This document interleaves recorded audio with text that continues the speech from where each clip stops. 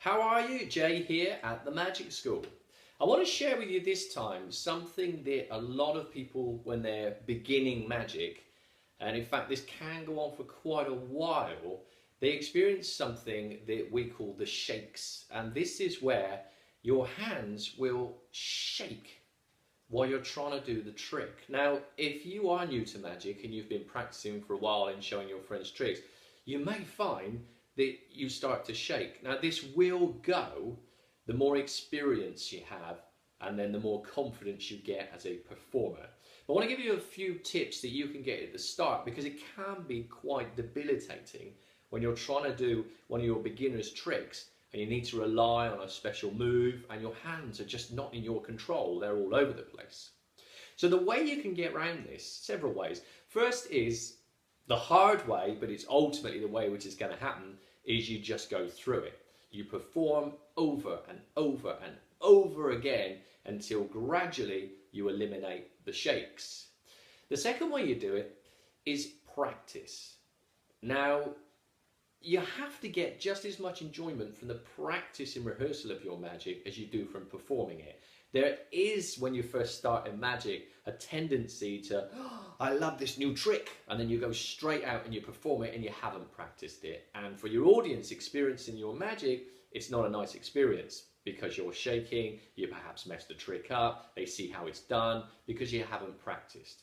So through practice, you can start to control your breathing, and you can also write a script to accompany the trick if you think that will help you in performance.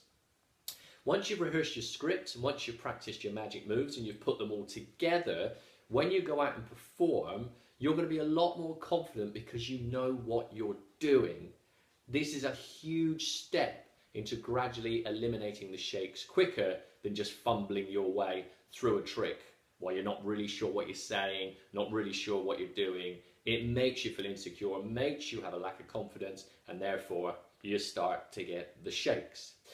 One of my mentors in magic, the world's most awarded magician, Jeff McBride in Las Vegas, has a brilliant idea to combat the shakes. And that is to embrace it. So when you start, you could perhaps say that you're going to do magic as a character, and that character shakes a lot. And now what you're doing is you're actually exaggerating the shaking of the hands when you do the trick.